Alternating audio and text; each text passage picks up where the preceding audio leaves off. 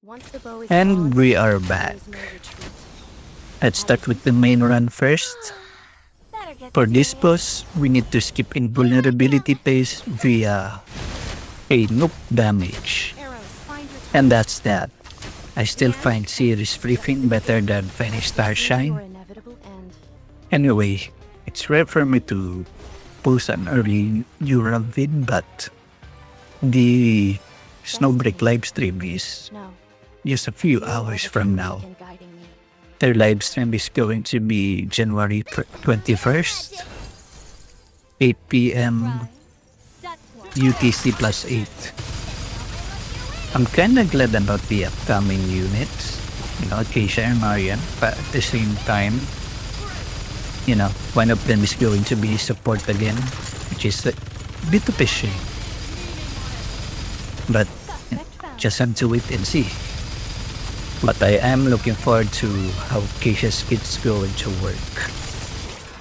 Anyway, this is just a usual Katya run against this boss. I don't think I've changed anything.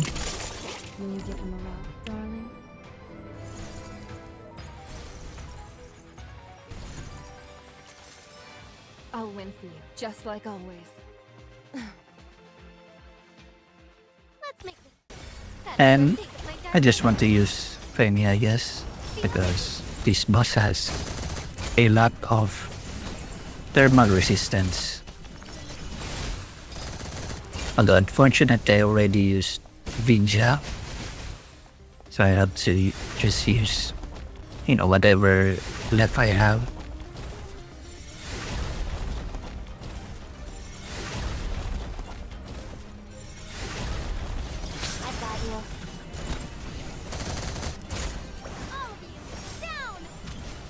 No, I think it's still decent, but, if we're not gonna think about those who can clear it without needing to go to an invulnerability phase.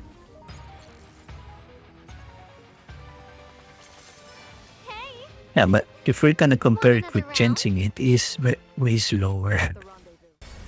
And here's a Haru Raikou team, because why not? Now I have Mauxir here, because I can't really use Haru's ult on the first phase, so I need to be able to deal damage fast enough. And with Mauxir, Shadowka seems to be decent. And, I think it's better to just stick close to the wall for the ultimate, because this boss just sometimes enjoy jumping backwards.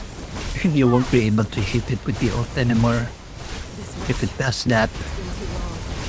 So yeah. This rush, it's been too long. You know what? Comparing to Fenny, I think it's not bad. But at the same time again, this boss has thermal resistance. A reward? Sparring with you sounds good.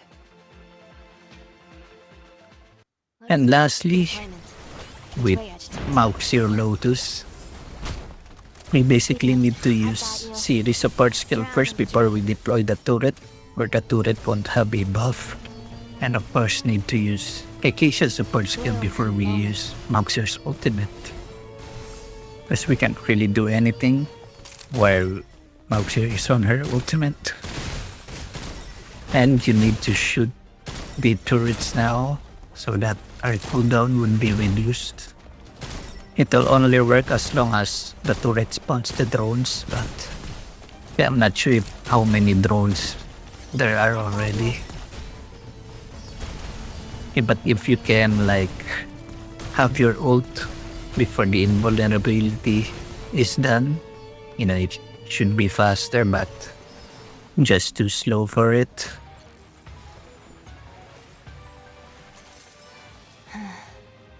It's not far from Haru, 2 seconds slower. And here's with, Shadowka. It's only 0.5 slower. For you. Yeah. Here's the boss info. Again, that's thermal res. And then an additional 25 more. And we have the neural buff for the week, increasing standard skill damage. Here's the build used. I'm not sure it's still worth it, but I'll emperor her.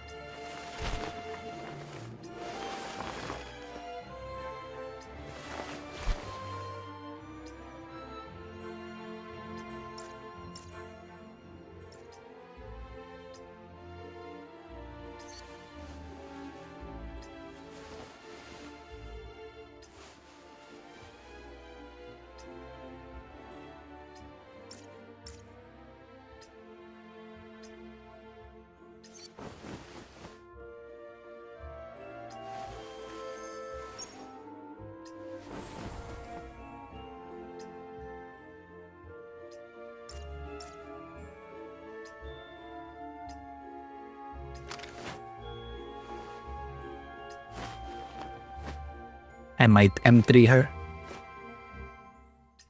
and attack in alignment. It's her signature weapon. And for Mauxir here and Haru, we should have, similar build since everything we get is like the same anyway. Aside from the third stat, and I honestly invested with the better stat. I tried to go for auxiliary, but I got frost on the middle one. So I guess why not? And Acacia is finally getting a new exosuit after 2.5 years, I guess. Attack haste, by the way, with Igniter. And again, here's Haru.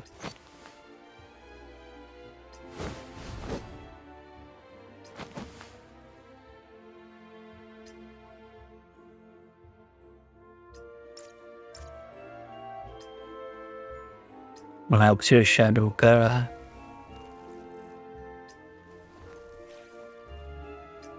I'd say HP, but if we need to recast her support skill, we don't need skill haste as well. And here's Fenny team.